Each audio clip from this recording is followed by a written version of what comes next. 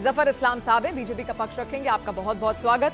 समीर चौगांवकर जी हैं, वरिष्ठ पत्रकार हैं, आपका भी बहुत बहुत स्वागत। प्रोफेसर गार्गी नंदी रॉय हैं, राजनीतिक विश्लेषक हैं, आपका भी बहुत बहुत स्वागत। फिर पंकज शर्मा जी हमारे साथ जुड़ रहे हैं, राजनीतिक विश्लेषक हैं, आपका भी बहुत बहुत स्वागत पंकज जी। मनोजीत मंडल हमारे साथ जुड़ रहे हैं, राजनीतिक विश्लेषक वो भी हैं, आपका भी बहुत बहुत स्वागत। और आनंद दुबे शिवसेना यूबीटी से, आपका भी बहुत बहुत स्वागत। मेरा तो चर्चा की शुरुआत करते हैं। आप सभी मेहमानों का एक बार फिर से बहुत बहुत शुक्रिया हमारे साथ जुड़ने के लिए। तो पंकज शर्मा जी, क्या चल रहा है और ये जो ऑफर सोनिया गांधी की ओर से दिया गया है, ये क्या ऑफर है? हम थोड़ा और डिटेल में समझना चाहेंगे। क्या ये विलय का ऑफर है या फिर बाहरी समर्थन का ऑफर है? नहीं, मुझे नहीं लगता कि सोनिया गांधी जी ने इस तरह का कोई ऑफर दिया है कि विलय कर लीजिए। और मुझे ये भी नहीं लगता कि इस वक्त, ठीक है कि तृणमूल कांग्रेस, ममता बनर्जी इस वक्त बड़ी मुसीबत के दौर से गुजर रहे हैं, लेकिन इस वक्त तृणमूल कांग्रेस कांग्रेस में विलय कर ले, ऐसी स्थिति तृणमूल कांग्रेस की तरफ से भी नहीं होगी। और सबसे बड़ी बात यह है कि अगर तृणमूल कांग्रेस विलय करना भी चाहे तो क्या इस वक्त कांग्रेस उसको अपने में विलीन करने के लिए तैयार होगी? क्योंकि ये वही ममता बनर्जी हैं जिन्होंने बंगाल में इंडिया समूह का हिस्सा रहते हुए भी कांग्रेस को बिल्कुल तरजीह नहीं दी, कांग्रेस को सीट देने को तैयार नहीं थी, कांग्रेस के साथ लड़ने को तैयार नहीं थी। अब आज चूंकि थोड़ी मुसीबत है तो इसलिए कांग्रेस की तरफ उन्होंने अपना हाथ बढ़ाया है और एकजुटता पहले से ज्यादा वो स्थिर कर रही है। सोनिया गांधी जी चूंकि बड़े दिल की हैं, इसलिए वो इस मौके पर उनको अपने गले लगा रही हैं। सोनिया गांधी जी तो जब अरविंद केजरीवाल जेल में थे तो मंच पर गई और सुनीता केजरीवाल जी का हाथ अपने हाथ में लेकर उनको दिलासा देती रही। और अरविंद केजरीवाल ने जेल से बाहर आते ही कांग्रेस के बारे में, राहुल गांधी के बारे में क्या क्या कहना शुरू कर दिया। इस वक्त कांग्रेस के मन में मुझे लगता है कि सबसे बड़ी दुविधा ये होगी कि क्या प्रतिपक्ष के जो राजनीतिक दल हैं, जो इंडिया समूह में रहते हुए भी उन्होंने अपनी भूमिका अगर ठीक से निभाने में कोताही बरती, क्या इस हद पर भी चले जाएं कि उनको विलीन कर लें? एक सैद्धांतिक रूप से ये बात सुनने में बड़ी अच्छी लगती है कि अगर विलय हो जाए, और खासकर उन तमाम राजनीतिक दल जो कांग्रेस को छोड़ के गए और अपने अपने राज्यों में अपनी राजनीति करने लगे, अगर वो सब एक साथ आ जाएं और कांग्रेस में उनका विलय हो जाए तो सशक्त विपक्ष हो जाएगा। मनोजीत जी इसका सवाल का जवाब दें। हमारी शिवसेना के कितने टुकड़े कर दिए पता नहीं, शरद पवार जी की पार्टी तोड़ दी। बीजेपी कहाँ लिए, किसको लिए? मुझे नहीं लगता। आपका कोई रोल नहीं है, आपका कोई रोल नहीं है। दूसरी बात जफर भाई, एक सलाह, कोई रोल नहीं है ना, हमारा कोई रोल नहीं भाई। देखो बेनंद, कोई रोल नहीं। पंकज जी से ले लेते हैं रिएक्शन। पंकज जी काफी देर से सुन रहे हैं, सबको सुन रहे हैं। आनंद भाई जो है अपना वेट बढ़ाए जा रहे हैं, शांति से बैठ के कुछ काम वाम कीजिए, दौड़ भाग कीजिए। मेरे भाई आप कहते हैं स्मार्ट आदमी था, वेट क्यों बढ़ा रहे हैं? पंकज जी मुझे ये बताइए, ये प्लान है क्या? मतलब आप क्यों इतना इनविटेशन दे रहे हैं टीएमसी को? इससे पहले तो कोई तवज्जो नहीं दी। नीतीश कुमार बोल रहे थे हमें, मुझे कन्वेनर बना दो, तब ममता बनर्जी आई थी तो भी उतनी तवज्जो नहीं मिली थी। नीतीश कुमार फिर बाहर निकल गए, उसके बाद भी ममता बनर्जी से कोई बातचीत नहीं। अब क्यों 2029 का प्लान है?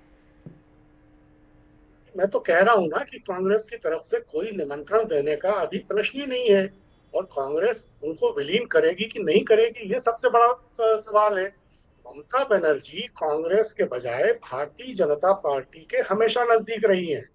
29 साल पहले उन्होंने मुकुल रॉय के साथ जब तृणमूल कांग्रेस बनाई तो 1999 में 2 साल बाद अटल जी की सरकार में शामिल हो गई, रेल मंत्री बन गई। 2001 में उन्होंने छोड़ दी भारतीय जनता पार्टी की सरकार, 2003 में फिर एनडीए की सरकार में शामिल हो गई। राष्ट्रीय स्वयंसेवक संघ की हमेशा तारीफ करती रही। राष्ट्रीय स्वयंसेवक संघ का जो पांचजन्य है वो उनकी तारीफ में कसीदे पढ़ पढ़ के लेख लिखता रहा। बंगाल की दुर्गा कहते थे आरएसएस के लोग उनको। भारतीय जनता पार्टी के सांसदों ने संसद में उनको बंगाल की दुर्गा कहा। एक नई स्थिति पैदा हो गई है कि अच्छा सिला दिया तूने, ये वाला माहौल पैदा हो गया है। इसलिए ममता बनर्जी विपक्ष के दलों के साथ, इंडिया समूह के साथ अपनी दोबारा। लेकिन ये सिचुएशन तो बिल्कुल मौका परस्ती जैसी है ना, कि आपके लोगों ने आपको छोड़ा तो फिर आपने दूसरों की तरफ देखना शुरू किया। इससे पहले कांग्रेस लगातार जब चुनाव प्रचार कर रही थी पश्चिम बंगाल में, तो राहुल गांधी ने खुद कहा था कि ये टीएमसी के गुंडे ही हैं जो हमारे कांग्रेस के कार्यकर्ताओं को मारते हैं। तो फिर अब ऐसी सिचुएशन, क्या इतना प्यार, 3-3 बैठकें हो गई हैं, 3 दिन में लगातार कई दौर की बातचीत हो रही है? मैंने कहा ना कि कांग्रेस का जो शीर्ष नेतृत्व है वो हमेशा से बड़े दिल वाला रहा है, उसने मुसीबत में किसी का साथ नहीं छोड़ा, साथ देने की कोशिश की। जैसे मैंने केजरीवाल जी का भी आपको उदाहरण दिया। तो इस वक्त ममता बनर्जी परेशान है, मुसीबत में है, अगर वो मिलना चाहती हैं तो उनको मिलने के लिए समय न दिया जाए, ऐसा तो नहीं हो सकता। लेकिन क्या ये चीजें भूल जाएंगे कि 2022 में टीएमसी ने उपराष्ट्रपति के चुनाव में विपक्ष की उम्मीदवार जो थी मार्गरेट अल्वा, उनका साथ देने से इनकार कर दिया था। फिर टीएमसी के सांसदों ने मतदान में हिस्सा नहीं लिया, एब्सटेन किया, जगदीप धनखड़ जीत गए। वो जब जगदीप धनखड़ की मदद कर दी ममता जी ने, जिन्होंने बंगाल का राज्यपाल रहते हुए उनका जीना हराम कर दिया था।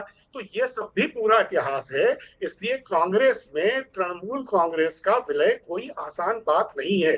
ठीक है कि ममता बनर्जी का हृदय परिवर्तन हो रहा है, और आगे और हो। अभी वो इंडिया समूह को मजबूत गार्गी जी, इसी पर मैं जवाब आपसे चाहूंगी। जी जी जी शिवानी, किसी की हृदय परिवर्तन तो नहीं हो रहा। आपको ये मान लो कि जो तृणमूल कांग्रेस है इसका कोई विचारधारा तो है नहीं। ये लोग सारे मौका परस्त लोग हैं। ये पार्टी जिन्होंने भी ज्वाइन किया पैसा बनाने के लिए। आप रही हूँ समीर जी, जैसा अभी पंकज जी ने यहाँ पर कहा कि मदद चाहिए थी ममता बनर्जी को। आनंद जी आ रही हूँ आपके पास, जफर साहब आपके पास भी आऊंगी। जो अभी कहा कि ममता बनर्जी को मदद चाहिए तो हम मदद कर रहे हैं, ये मदद ऐसी है कि ऐसे वक्त पर हो रही है जब ऐसा तो है नहीं कि कांग्रेस को कोई फायदा नहीं होगा। अगर उनके टीएमसी के लोग उनके साथ अगर आ जाते तो फायदा तो कांग्रेस का भी है। देखिए, हृदय परिवर्तन खाली ममता बनर्जी का थोड़ी हो सकता है। हृदय परिवर्तन जो है मुस्लिम समाज का भी हो रहा है। अब वो दिखने लगा है मुस्लिम समाज को। मैं मुस्लिम समाज से हूँ, मैं कनेक्टेड रहता हूँ। मुझे लगता है कब हृदय परिवर्तन इसीलिए थे क्या?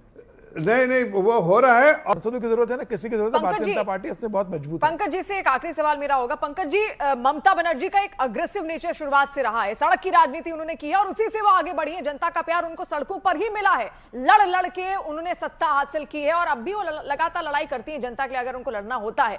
ऐसा व्यक्तित्व, आप उससे कह रहे हैं कि आप हमारे साथ आइए, आपको लग रहा है कि वो हाथ मिला लेंगी क्योंकि वो कहीं ना कहीं अपने अस्तित्व को भी ध्यान में रखकर ही आगे बढ़ेंगी?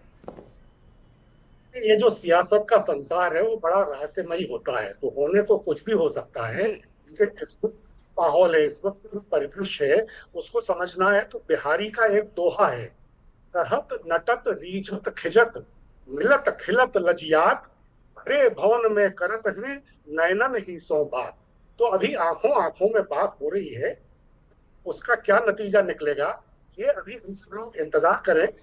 भी मैं ये कहना चाहता हूं कि विलय का जो प्रश्न है वो इतना आसान नहीं है और वो बहुत जल्दी हो जाए इसकी मुझे तो अभी संभावना दिखाई देती नहीं।